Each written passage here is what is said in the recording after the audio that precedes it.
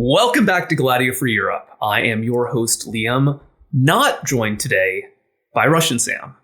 Instead, we are back with another Liam solo episode. Last year, I regaled you guys with the tale of the surprisingly rich Irish presence in Latin American history. Now I'm back with another of my new fixations, this being the strange rabbit hole, or perhaps burrow, of donkey worship, known in the ancient world as onolatry. In 1857, a group of construction workers in the city of Rome uncovered an ancient building built during the time of Caligula, probably used at one point as a place to train young scribes. This building held something unusual, a cartoon that would completely change our understanding of history. This was an ancient symbol of mockery, almost identical in content and function to the kind of memes or wojaks you'd see in the internet today. In this crude drawing, a male figure, usually identified as a student or a soldier, salutes another figure up on a cross. Written underneath, in very poor Greek, is Alexamenos worshiping his god. This picture, created somewhere between 100 and 200 CE, is in fact the earliest known depiction of Jesus. And it's especially remarkable because Jesus is depicted not as a man, but a donkey. To understand why this Roman schoolboy thought it made sense and was funny to call Jesus a donkey, we are going to have to look at the preceding 2,700 years of Near Eastern history. This is going to be a long, winding road from the Bronze Age way up till the end of the Roman period, following the trajectory of one of the most enduring religious themes of ancient Near East, that being the worship or charge of worship of the donkey or ass. This is an episode all about onolatry. This is going to be a long, winding road from the Bronze Age up until the end of the Roman period, following the trajectory of one of the most enduring themes of the ancient Near East, that being the charge of onolatry, or donkey worship. This is going to be a whole episode about the ass. All right, so to modern people and to the ancients, there's something funny about donkeys. Just think about Shrek 2. When the ogre protagonist becomes beautiful, he's transformed into a square-jawed human, but his equine companion, voiced by Eddie Murphy, becomes a gallant horse. There's this idea, therefore, that, a donkey is the monstrous, ignoble equivalent to a horse. Ass and jackass remain insults to this day, and this term goes back to the Roman period. Few people realize that asinine literally means donkey-like. And of course, the main association now with the word ass is the human buttocks. This is a link so strong that ass has become a bad word. And this goes back at least as far as Shakespeare. Remember the bumpkin transformed into a donkey in A Midsummer Night's Dream. His name is Bottom. Transformations to and from donkeys were well known in the classical world. In the only surviving Latin novel, a hapless protagonist is magically changed into the eponymous golden ass. One of Aesop's fables, later revived by C.S. Lewis in the weird Final Narnia book, is about a donkey who dresses himself up in a lion's skin in a failed bid to seem menacing. So clearly, as early as classical antiquity, the era of Greece and Rome, the donkey was seen as one of the lowliest of beasts. It's got a cultural reputation along the same lines as a pig, probably a little worse than a dog and a little better off than a rat. To call Jesus, God of the Christians, an ass was a grievous, grievous insult. But poor Alexamenos wasn't the only victim of this kind of abuse. Because you see, the allegation of donkey worship has deep roots in ancient history. Onolatry, the supposed worship of the ass, is an association that not only predates the existence of Christianity, it may very well predate the existence of Judaism. Although they didn't know it, those soldiers or school kids who drew Christ as a donkey were participating in a millennia-old Mediterranean tradition, a tradition almost as old as civilization itself. Before we get into donkey worship and claims of donkey worship, we have to ask, why exactly is the donkey considered funny and undignified? Is it because of their hee-haw noise, their big ears and, stumpy bodies, especially compared to the bigger, more streamlined horse? I think that's part of it. But we have to point out, donkeys weren't always seen this way. They are, after all, loyal work animals whose muscle power has been a cornerstone of human agriculture since the Neolithic. They're smaller and more efficient than oxen, which made them essential for plowing the dry shrubland of East Africa, where they were probably first domesticated from the African wild ass. After moving up through Nubia and into Egypt, the donkey was crossbred with the local Asiatic wild ass, a species that was genetically distant enough for their offspring, called kungas, to be sterile. In great contrast with later attitudes toward donkeys, ancient Mesopotamians held these animals in great esteem. To the Sumerians, the first civilization of Mesopotamia, the Kunga half-breed was a major symbol of royal power. This noble donkey pulled the carts of the world's first kings, as we can see on the famous royal standard of Ur. Shortly thereafter, the Akkadians or the Babylonians appear to have migrated from the Levant into Mesopotamia, seeking new pasture for their donkey herds. These people, who would adopt the older urban culture of the Sumerians, brought with them some of the earliest Semitic languages. It's very possible that if not for the donkey, these languages, like Hebrew, Arabic, Aramaic, and Amharic, would never have become dominant in the Middle East and East Africa. Additionally, donkeys could be raised locally, while throughout the Bronze Age, horses had to be imported from the Hittite lands of Anatolia or even further beyond on the Eurasian steppe. Donkeys also don't scare as easily as horses, and they pose less of a danger to any poor plowman standing in range of their hooves. Much later, in the Roman and Byzantine period, carts and chariots fell out of use almost entirely in the Near East. This is probably because donkey and camel rearing had become such an economy of scale that it was cheaper to buy 3 donkeys and strap your goods to their back than it was to get 1 donkey to pull a cart. My guess is that donkey breeding was such a huge industry because it was recently discovered that mixing donkeys with horses produced a new animal, the mule. Just like the kunga, these guys were sterile and had to be constantly bred and rebred. They can't form a self-sustaining population. So this means people are constantly breeding huge numbers of donkeys and mules to sell, and the cost of buying one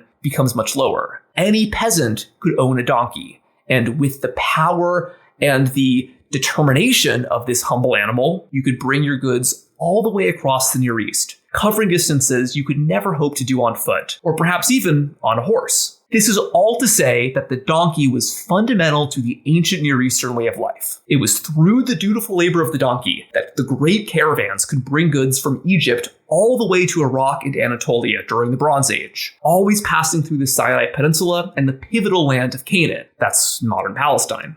During the Bronze Age, there's no evidence for any kind of taboo around this animal. To the contrary, ancient Semitic peoples recognized they had a special relationship with the donkey. But this would change in later centuries around the end of the Bronze Age, when ancient Egyptians began to develop new prejudices toward the ass that would remain in place arguably until modern times. And like so many prejudices, this one would have absolutely nothing to do with what donkeys did. So it's entirely possible that the ancient Egyptians only reviled the donkey because they associated these animals with their enemies. Although there is no special reverence for the donkey in Judaism, this wasn't the case for the pagan Canaanite religion that preceded Judaism. At the early Bronze Age site of Tel Es Safi, usually identified as Gath, hometown of the biblical giant Goliath, strange decapitated donkey burials were found inside 3,000-year-old houses. These donkeys had been imported into Canaan from Egypt, which at this point had no pyramids, no horses, and was just beginning to establish dynastic kingship. The people who buried these animals,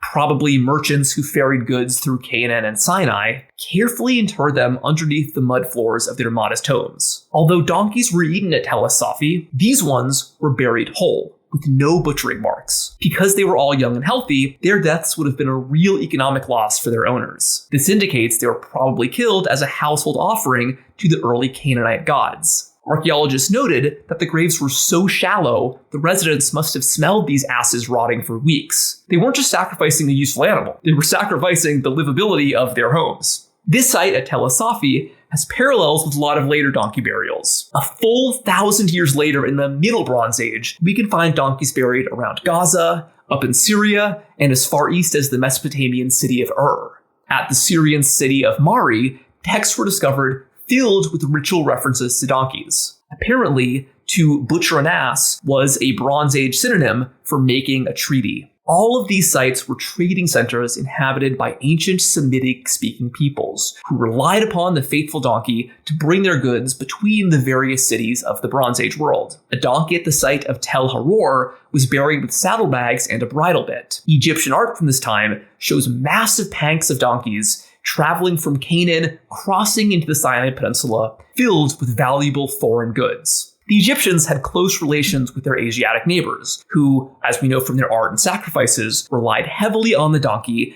and may have revered the donkey to some extent. In the 18th century BCE, a group of warriors from Canaan, or perhaps Syria, established a new dynasty in northern Egypt around the Nile Delta. The Egyptians called these conquerors simply the foreigners, or Hyksos, and across the next 200 years, they would briefly become the dominant power across all of Egypt, establishing their own pharaonic dynasty. Who exactly these Hyksos were is not well known, but they were definitely from the Near East and spoke a Western Semitic language, related distantly to Hebrew or Arabic. One of the later Hyksos rulers was even named Yaqub, clearly a cognate with the Hebrew name Jacob. As far as I can tell, he was not, sadly, a mad scientist.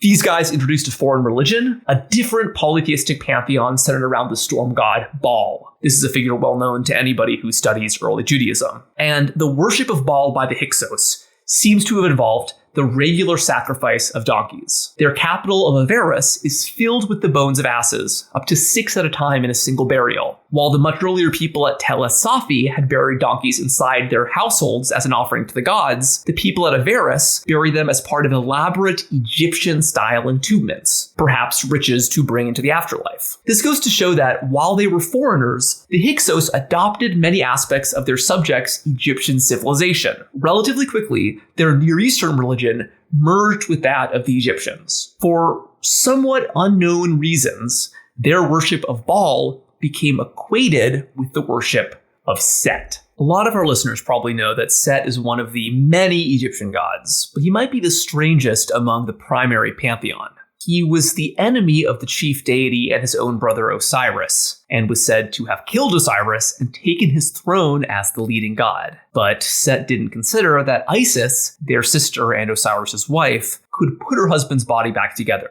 This made him a lifelong enemy of both the resurrected Osiris and Osiris's son Horus. In other words, he was a complicated figure, not necessarily one of the most favored of the gods. Worship of Set goes incredibly far back in Egyptian history, at least as far as the construction of the pyramids, but after the ascension of the Hyksos, Set would be sidelined as a kind of outsider god, perhaps akin to Hades in the Greek pantheon. He was primarily associated with foreigners, the desert, and the memory of the Hyksos. A temple to Set was built in Avaris, the Hyksos capital, and would be maintained there long after the Hyksos were overthrown. Although the Hyksos only briefly ruled Egypt, their reign of a couple hundred years left a long mark on Egyptian historical memory and even religion. A good comparison might be how Babylon features in the minds of Jews and Christians today. 400 years after the Hyksos, stories were written about how a clever native leader defeated a Hyksos king through a battle of riddles. About another 1,000 years after that, in the Hellenistic period, a Greek-speaking scribe named Manetho appears to have described the Hyksos in very unfavorable terms. Fortunately,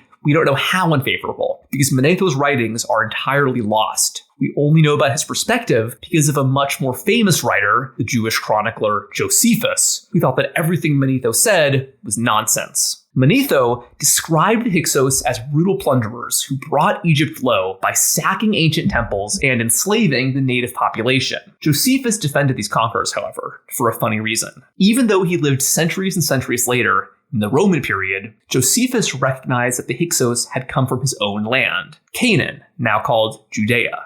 And Josephus believed that the Hyksos were Jewish. In one sense, this is completely flat out wrong. We can't say that any religion resembling Judaism existed in the period when the Hyksos ruled Egypt. But because the Hyksos were from the southern Levant, the land of Canaan, the same place where Judaism developed, there was an obvious ancestral link there. Josephus was not alone in identifying this. Later Egyptians clearly associated the Jews with the Hyksos and with their god Set. Additionally, while I'm not sure that this is preserved in historical memory, I think it's interesting that Set was associated by the Hyksos with their god Baal, as Baal was, after all, one of the many names used initially for the God of Israel. Over time, that name was abandoned due to its pagan associations, but Egyptians probably didn't know this and may have continued to identify the god of the Iron Age Canaanites with the earlier god of the Bronze Age Canaanites. For all of these reasons, at some point in the Hellenistic era, Egyptian pagans began charging their Jewish neighbors with the accusation of donkey worship. I gotta make clear that Judaism has nothing to do with donkeys in either worship or practice. Ancient Bronze Age Canaanites might have ritually sacrificed the donkey, but these people greatly predated Judaism, the Hebrew language, the Jewish identity, all of this. And more importantly, donkey sacrifice and certainly donkey worship is not a presence of monotheistic Judaism. The book of Exodus actually prohibits the sacrifice of donkeys, possibly because this was associated with earlier pagan Canaanites, like the Hyksos, the people who worshipped Baal. Donkeys and mules appear throughout the Hebrew Bible, but don't figure as prominently as, let's say, doves or lions as, symbols. But that doesn't mean these references aren't there. In Genesis, a young woman named Dinah is violently raped by the son of a pagan chief named Hamor. That's Hebrew for donkey. There's a supernatural donkey in the book of Numbers. When an angel meets this prophet on the road, he appears only to the donkey and not its rider. The angel gives this ass the power to speak, and only then can Balaam see the angel. Intriguingly, this story is also one of the few passages in the Old Testament that's shared with other Near Eastern traditions. An Iron Age inscription in Jordan, written in an otherwise unknown dialect of Aramaic, recounts how Balaam met not an angel, but the pagan gods Shagar and Ishtar. There does also seem to be a faint association with donkeys and royalty in Judaism, possibly inherited way back from Bronze Age Mesopotamia and, the monopoly on kunga breeding. Because in the book of Samuel, the future King Saul has to recover his father's lost herd of donkeys. More interestingly, certain prophecies associated with the Messiah appear to indicate that this kingly savior of Israel would come on the back of an ass. Meanwhile, outside the Jewish world, Egyptian pagans continued their association of Set with foreigners to the east. People from the land of Canaan would travel to Egypt for centuries after the defeat of the Hyksos. It's likely that some of them may have worshipped at the temple of Set in Avaris, but other Canaanites brought their own religions to Egypt, including Judaism. By the 8th century BCE, a community of Hebrew speakers from the kingdom of Judah had settled way up the Nile at the city of Levantine, along the border with Nubia. By now, Judaism as we understand it really truly existed and was centered around a temple in the holy city of Jerusalem. But the Jews or Judeans of Levantine were so far from that city that they built a local temple of their own. This discovery,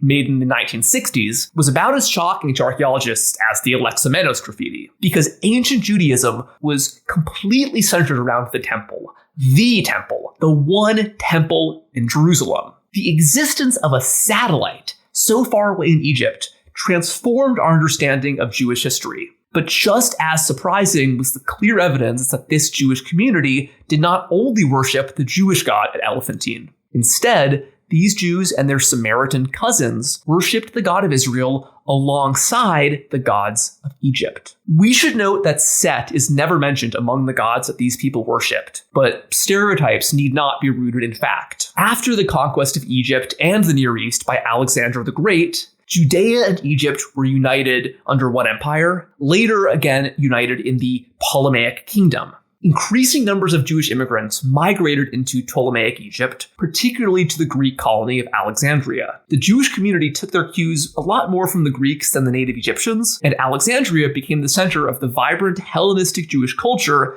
that used the philosophical contributions of Plato and Aristotle to interpret Hebrew scriptures. This is the context that gave us the massive Greek translation of the Hebrew Bible, the Septuagint, and this would be the cultural backdrop that allowed first Judaism, then Christianity, to spread across the Greco-Roman world. But I'm getting ahead of myself. In the Hellenistic period, Jewish people would become a huge section of the Egyptian population, and they would have complicated relations with both Greeks and Egyptians. Many local pagans had a strong interest and respect for Judaism. Although ancient Greeks have a reputation for being the ultimate cultural chauvinists, many Greek scholars were curious about their neighbors and were really eager to incorporate foreign elements into their own pagan religion. Under the Hellenistic Greeks and then the Romans, the Jews would become one of the most studied peoples of the ancient world. They were a pretty big community dispersed across the Mediterranean, but they were set apart from their neighbors in their worship of a single all-powerful God, and also because of various cultural practices that separated them from the Gentiles, most notably circumcision and the aversion to pork. The Greek anthropologist Posidonius, who we talked about in episode 106 on the Druids, wrote widely circulated texts on Jewish culture. Just like Manetho, his writings were all lost, so what he actually said is not known. But summaries and responses by later writers, like Josephus, indicate that he found the Jews fascinating and frustrating. He respected the seriousness of their monotheism, and based on later accounts by Strabo, he might have actually envisioned early Jewish history, as described in the Torah, as an ideally virtuous society, something similar to Plato's Republic. Like many later Christians, Posidonius approved of Judaism in theory, but was very critical of its practice. He believed the Jewish religion had been corrupted by its priestly leaders. He thought that the Jews were too insular. Prohibitions on intermarriage and their strict dietary laws meant that while Jewish communities were very well incorporated into some aspects of Jewish society, they remained a separate group and did not join their neighbors in communal feasts or pagan worship ceremonies. The Hellenistic Jews spoke Greek as well as anyone else, and often had a great respect for pagan poets and philosophers. Yet they remained the perennial outsider, an increasing parallel to the later Jewish diaspora in the Christian and Islamic worlds. But, going back to pagan times, we can't really speak about anti-Semitism in the modern sense. I think that requires religious and racial conceptions that developed later across the Middle Ages. But as we can see with people like Posidonius, there definitely was a lot of anti-Judaism. Many Greeks and Romans greatly respected their Jewish neighbors, at time even converting to Judaism, but others were suspicious and disdainful. I think it's important to note that most contact between the Greeks and the Jews happened in Egypt. Egypt was the site of possibly the world's biggest Jewish population in the Hellenistic and Roman period, outnumbering the Jewish population of Judea.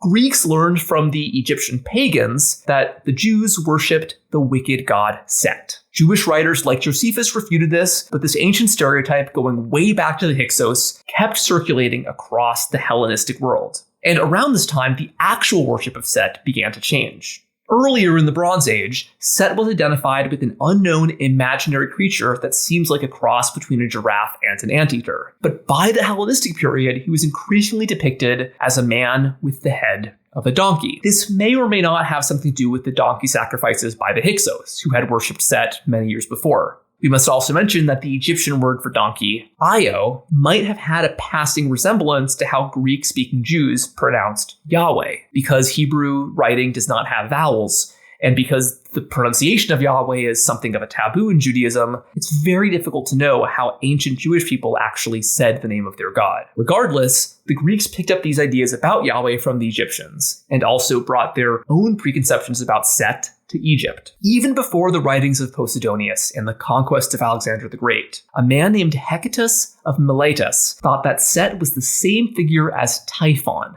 a sea monster in Greek mythology, and an enemy of the gods. This means that if the Jews were believed to worship Set, despite all their protestations otherwise, they were worshipping a monster with the head of an ass. It became widely assumed that Judaism in practice, in those mysterious temple ceremonies not open to outsiders, must involve the ignoble donkey in some perverse way.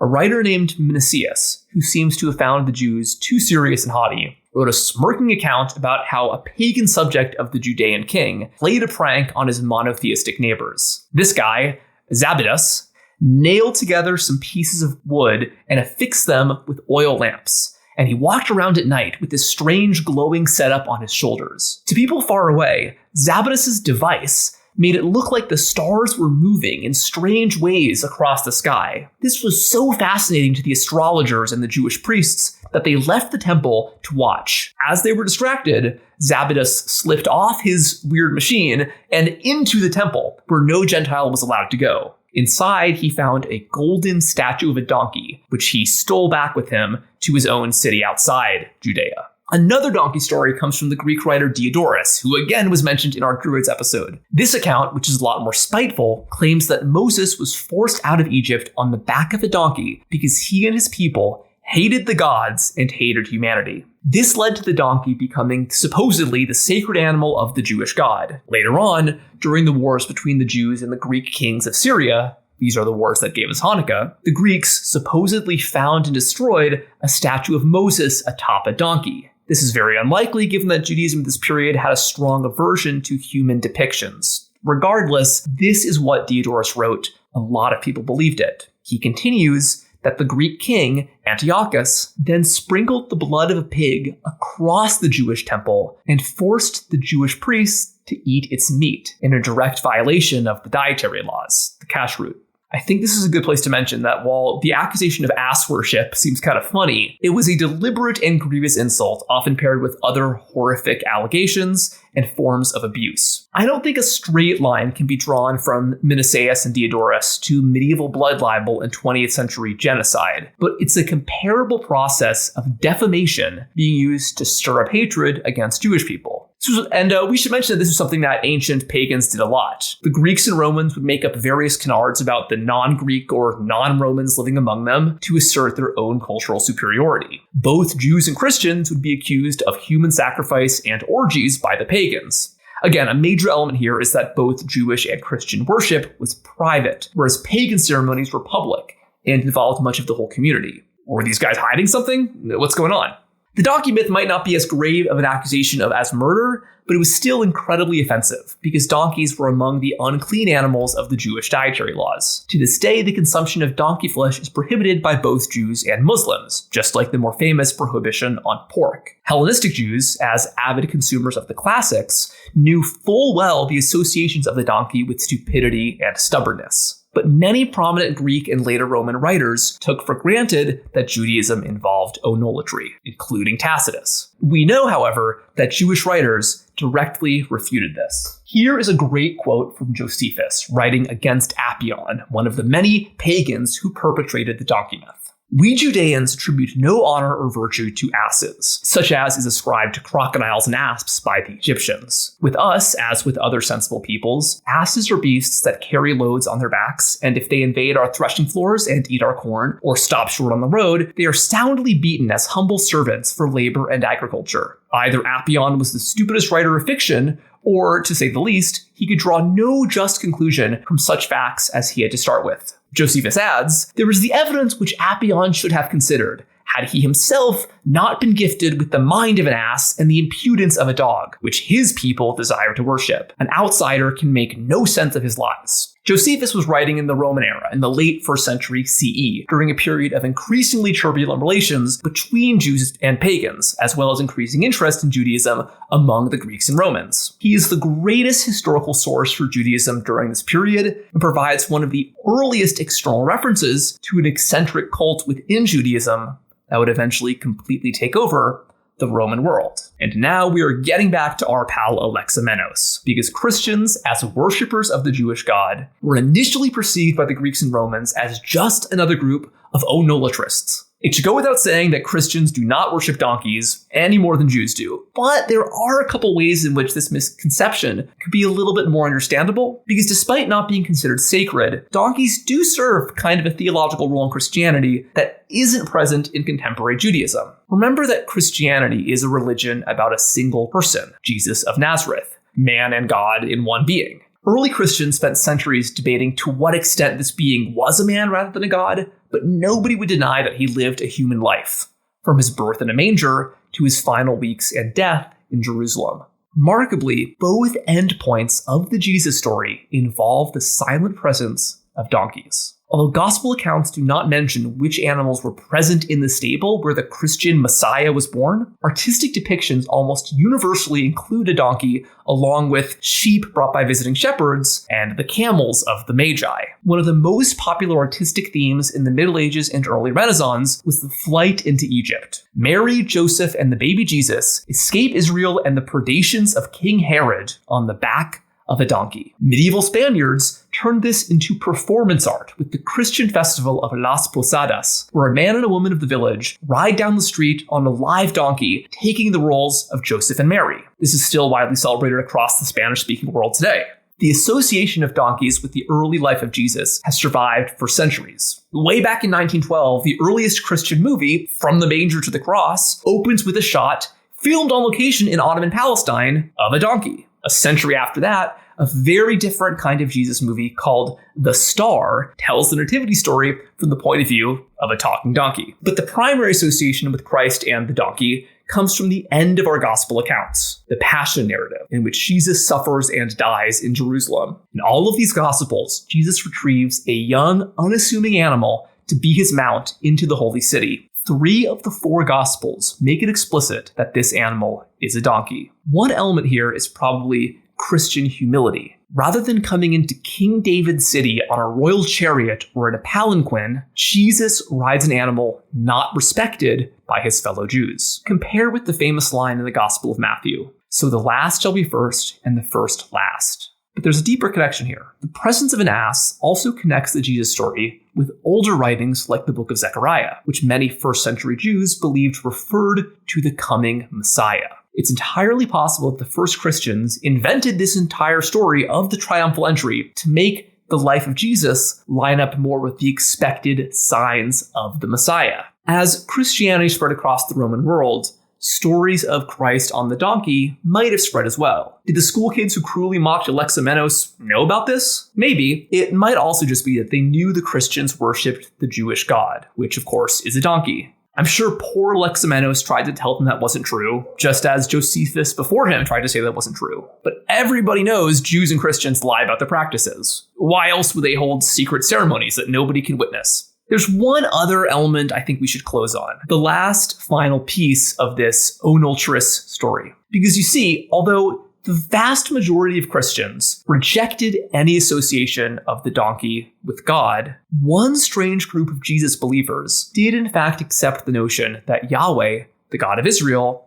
had something to do with donkeys. These were Gnostics, members of a religious and philosophical movement with a very close and complicated relationship to early Christianity. Gnosticism was an incredibly diverse tradition, with teachings often only known from condemnations by mainstream Christians. They leaned into the secrecy that made many pagans suspicious of Christianity and Judaism, believing that hidden knowledge, gnosis, was key to personal salvation.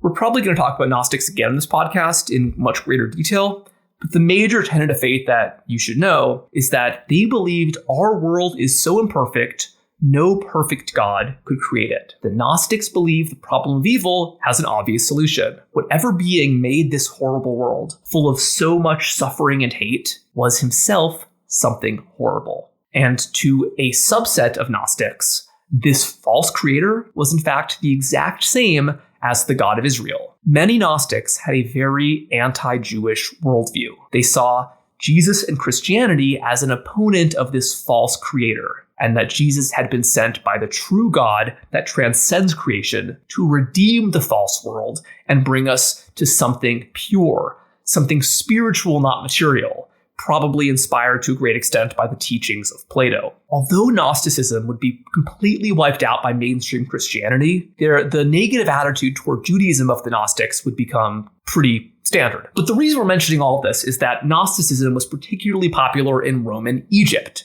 In fact, Egypt is where nearly all surviving Gnostic documents have been found.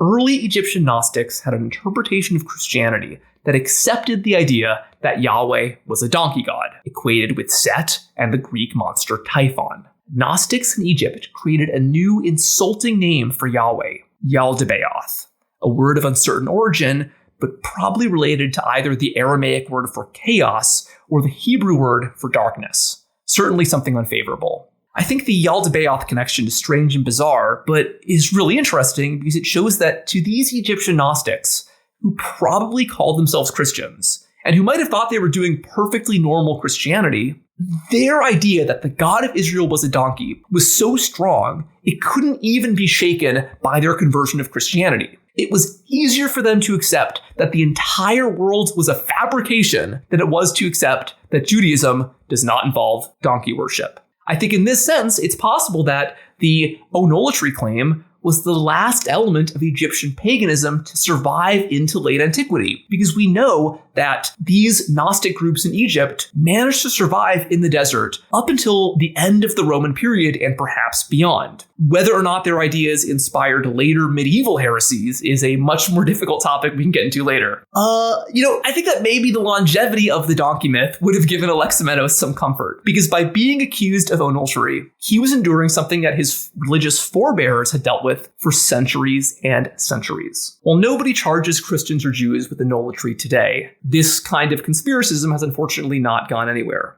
But I think our real takeaway should be that the donkey is not shameful. It isn't even that stupid. It's an animal fundamental to the development of civilization, a creature able to sustain life in complex urban trade networks in one of the most hostile natural environments on the planet. Donkeys were made essential to commerce and agriculture across much of the world. So I'm going to say it. Maybe we should worship the donkey. All right. It's Gladio Free Europe signing off.